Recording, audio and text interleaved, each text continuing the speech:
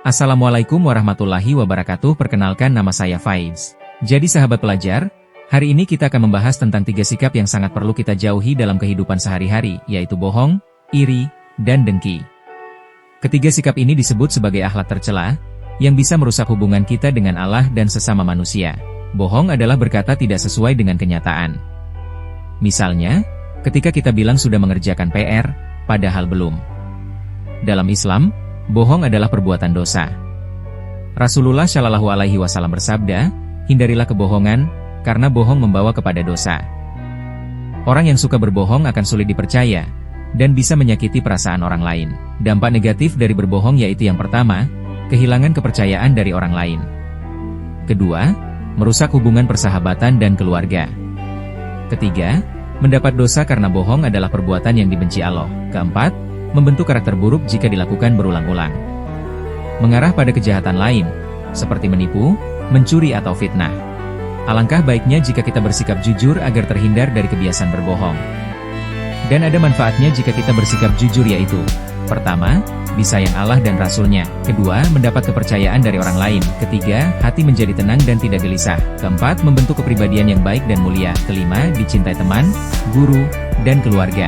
Nabi Muhammad Sallallahu Alaihi Wasallam bersabda, sesungguhnya kejujuran membawa kepada kebaikan. Baiklah, kita lanjut ke pengertian iri.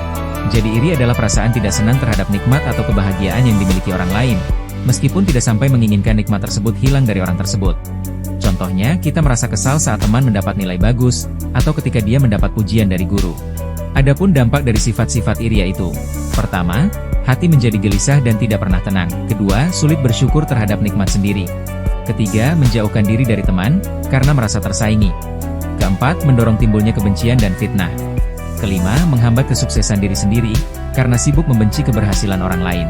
Tapi tenang, kita bisa menghindari dari sifat iri dengan cara: pertama, bersyukur atas nikmat yang telah Allah berikan kepada kita. Kedua, berdoa kebaikan untuk orang lain, terutama mereka yang kita iri. Ketiga, fokus memperbaiki diri, bukan membandingkan diri.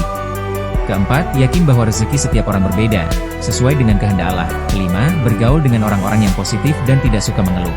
Allah Subhanahu wa Ta'ala berfirman dalam surat An-Nisa ayat 32YG, artinya, dan janganlah kamu iri hati terhadap karunia yang Allah berikan kepada sebagian kamu. Selanjutnya kita akan membahas pengertian dengki. Dengki atau hasad adalah perasaan tidak senang atas keberuntungan atau kenikmatan yang dimiliki orang lain, disertai keinginan agar nikmat tersebut hilang darinya. Contohnya, seseorang merasa tidak suka melihat temannya juara kelas, dan berharap temannya itu gagal di masa depan. Nabi Muhammad Sallallahu Alaihi Wasallam bersabda, hindarilah sifat hasad atau dengki, karena sesungguhnya hasad itu memakan kebaikan sebagaimana api memakan kayu bakar. Adapun dampak buruk dari dengki yaitu: pertama, merusak amal kebaikan, seperti ibadah dan sedekah. Kedua, membuat hati gelap, selalu memikirkan keburukan orang lain. Ketiga, menghancurkan persahabatan dan persaudaraan. Empat, memicu perbuatan dosa lainnya, seperti menggunjing, memfitnah, atau menyakiti orang lain. Kelima, mendatangkan murka Allah, karena tidak menerima takdirnya terhadap orang lain. Tapi tenang, kita bisa menghindarinya jika kita memang bersungguh-sungguh untuk berubah, yaitu dengan cara: yang pertama, selalu bersyukur atas segala nikmat yang kita miliki. Kedua, berdoa agar orang lain tetap mendapatkan kebaikan. Ketiga, ingat bahwa rezeki datang dari Allah, dan setiap orang punya bagiannya masing-masing. Keempat, perbaiki niat dan isi hati. Jangan biarkan hati dipenuhi kebencian.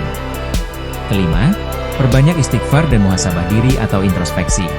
Dengki hanya merugikan diri sendiri.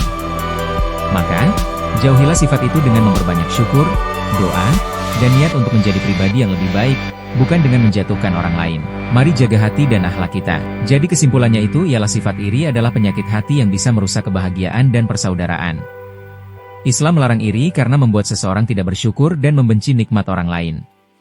Yuk, kita ganti rasa iri dengan rasa syukur, doa, dan semangat memperbaiki diri agar hati kita bersih dan hidup menjadi lebih bahagia. Sekian dari saya. Semoga apa yang kita pelajari hari ini bisa berguna di kehidupan kita dan selamat dunia akhirat.